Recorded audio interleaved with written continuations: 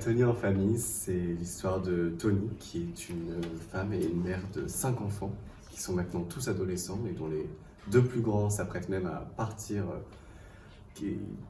pour vivre leur vie. Et Tony se rend compte qu'une fois qu'ils seront tous partis, elle ne s'est pas vraiment posé la question de qu'est-ce qui restera d'elle et de ses envies. Alors elle se persuade qu'elle va trouver son chemin et sa voie.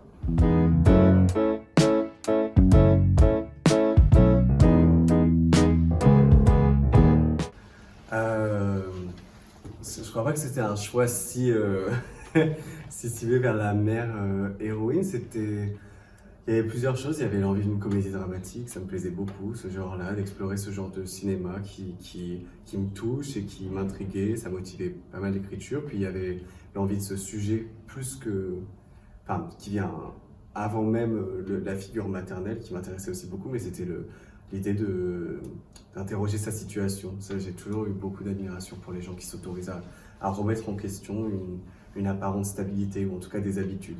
Et le personnage de Tony, en tout cas là, une mère de 5 enfants qui s'autorise ce questionnement, je trouvais ça assez intriguant. En tout cas, j'avais envie d'explorer cette histoire. Et puis le motif de la famille il me plaît énormément. J'ai l'impression qu'on peut parler de tout quand on parle de la famille.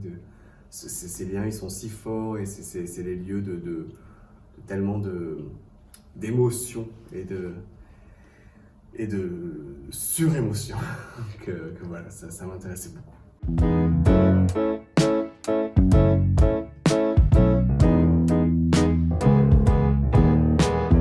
Ça lui fait référence effectivement parce que quand je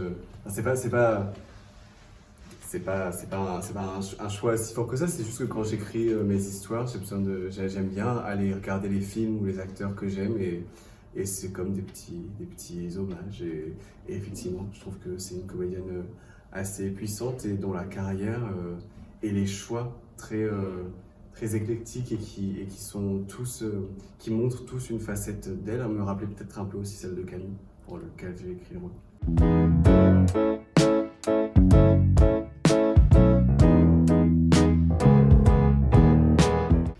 Camille, c'est une actrice que je connais depuis qu'elle a commencé. En tout cas, je la connais pas personnellement, mais je suis sa carrière depuis qu'elle a commencé le cinéma. Je trouve que c'est des rôles qui sont iconiques, qui ont en tout cas marqué ma cinéphilie. Et c'est une actrice pour laquelle même je me déplaçais au cinéma avant même que je me déplace pour le genre de film dans lequel elle tournait, parce que j'adorais que les films d'horreur quand j'étais adolescent. Et pour Camille, je faisais des exceptions. Je trouve que c'est une actrice démente, une actrice tellement inspirante et une personnalité aussi en interview. Elle a quelque chose de tellement particulier et c'était très facile en tout cas de me mettre à écrire quand je l'avais en tête. Parce qu'encore une fois, voilà, elle m'inspirait beaucoup. Et je suis trop heureux que ce soit Tony.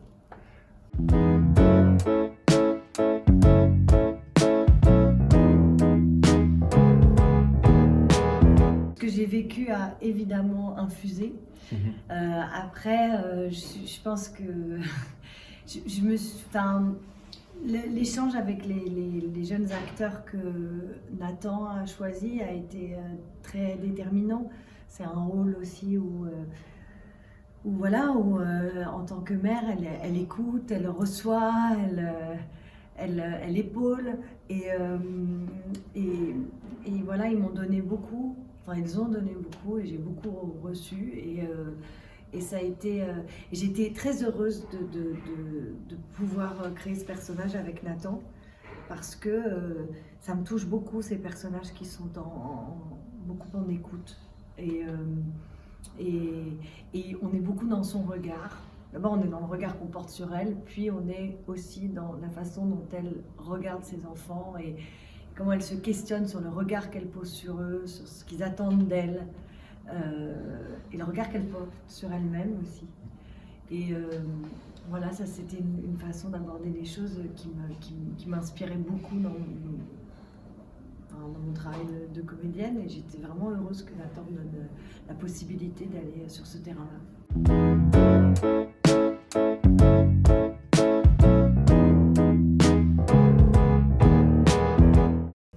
trouve inspirante dans sa douceur et dans la façon dont elle ne peut pas s'arrêter en fait, sur les choses, sur les états d'âme, il y a tellement d'intensité, c'est ce que disait Nathan, les rapports familiaux, tout est décuplé, il y a quelque chose d'épidermique en fait dans ce qu'on ressent les uns pour les autres dans une famille.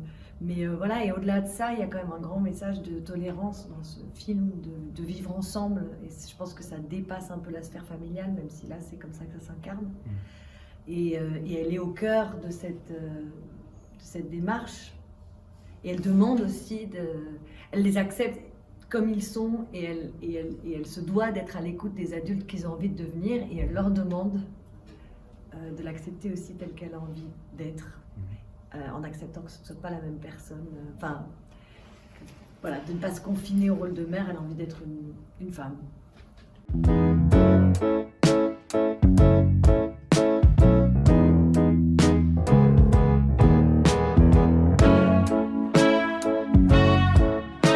Quand j'ai écrit le film, je me sentais encore très très proche des adolescents qui sont les enfants de Tony.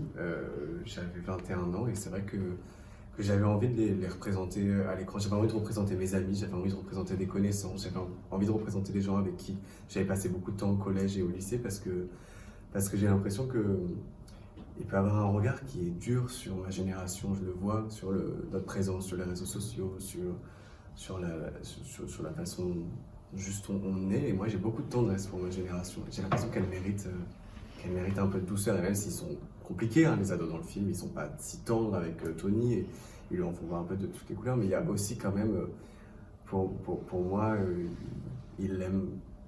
Enfin, je voulais que ce soit l'amour qui les unisse, qu'on retient, en tout cas dans le film.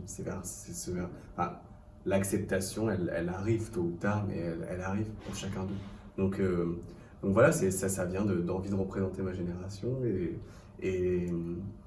et de les voir, ça me plaisait beaucoup, l'idée de filmer un collectif et de voir évoluer des jeunes comédiens autour de Camille, qui n'est pas à son premier film et qui a beaucoup plus d'expérience, ou pas, parce que même Julienne, qui est toute petite, on a fait beaucoup des films, pas autant que Camille, mais quand même, et ça me plaisait, l'idée de voir une famille évoluer à l'écran, de créer une famille et de savoir comment on les amène dans des terrains de cinéma qui ne sont pas forcément les leurs, ou en tout cas, parce que Oscar, par exemple, Oscar ne ressemble pas du tout à Timothée.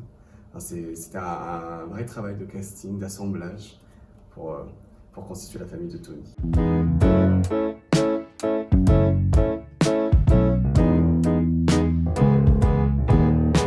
À part Camille et Oka, et c'est vrai que ils ont 14, enfin ils sont petits, donc il n'y avait pas forcément de comédien identifiable auquel je pouvais penser, mais c'est Sophie Nenetovic, qui est la directrice de casting, qui est formidable et avec qui on a casté plus de 200 enfants. Et ça a été des coups de cœur assez immédiats pour les 5 quand ils sont rentrés dans la salle, que ce soit justement Léa Lopez, Thomas Joria, Louise Labec, Oscar Polo, Juliane Leporo. Ce sont des acteurs formidables, et même s'ils ne ressemblent pas forcément à leur personnage, j'avais l'impression qu'avec eux on y aurait accès très facilement. Et c'était galvanisant de se dire que des acteurs aussi jeunes, comme Juliane qui a 14 ans, peut comprendre et se mettre et ressentir autant d'empathie pour son personnage et n'être jamais dans le jugement. Et elle avait des questions qui étaient très intelligentes et qui me rappelaient les questions que Camille me posait, même à notre première rencontre. Et je me disais, c'est fou la maturité qu'elle a et avec laquelle elle aborde ce personnage. En tout cas, je sais pas si toi ça te frappait sur le tournage, mais moi je trouvais que c'était impressionnant. Je trouvais que c'était impressionnant et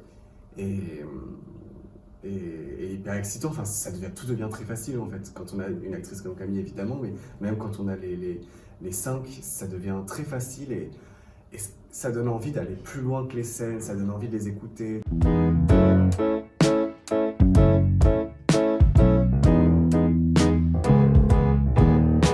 C'était un long processus, l'écriture, mais qui a été très libre, et j'ai eu la chance d'être accompagné par Nicolas Dumont, qui est le producteur du film, dont les parents habitent ici, et qui vient d'ici aussi. Et ça a été... Là où je dis que c'était très libre, c'est que franchement, Tony, je me suis mis aucune barrière pour la première version, en tout cas avant l'intervention de Nicolas, qui a été précieuse.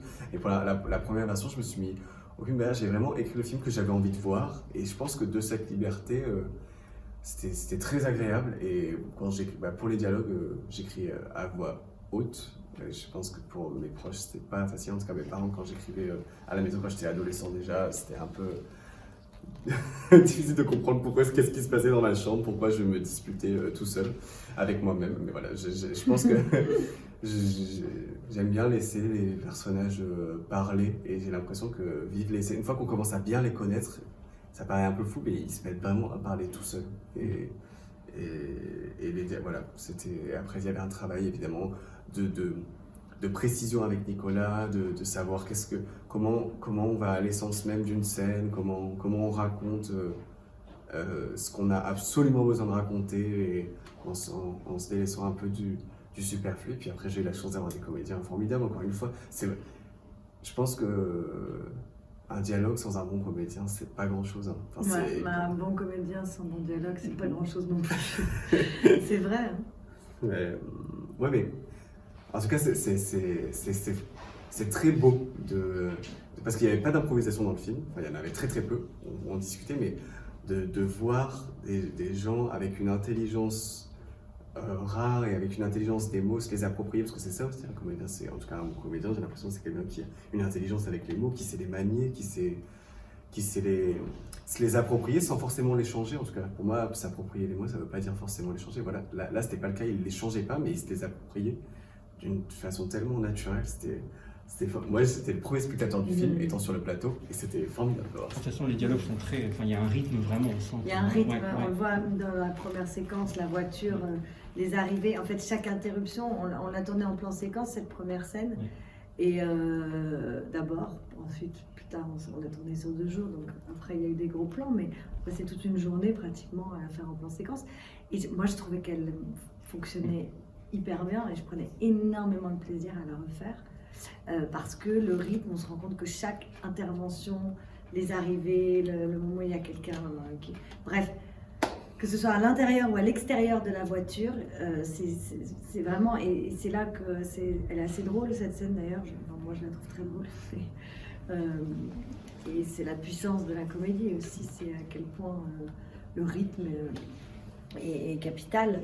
Et c'est vrai que c'était très bien écrit, parce qu'en quelques dialogues, on a quand même un avant-goût de chaque personnage.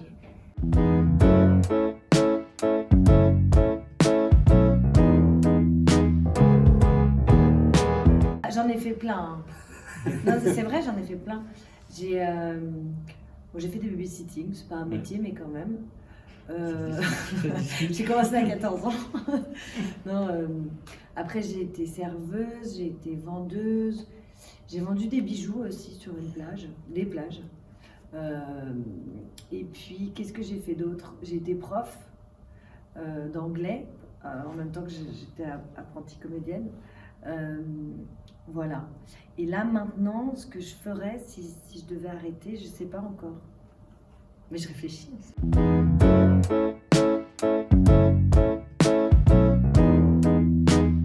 Franchement, si les gens sont au rendez-vous le 6 septembre, je serai ravi de retrouver Tony et ses enfants qui seront un peu plus grands. Tony c'est comme les Martines, hein, ça, on peut y aller à l'infini. Tony à la fac, Tony professeur.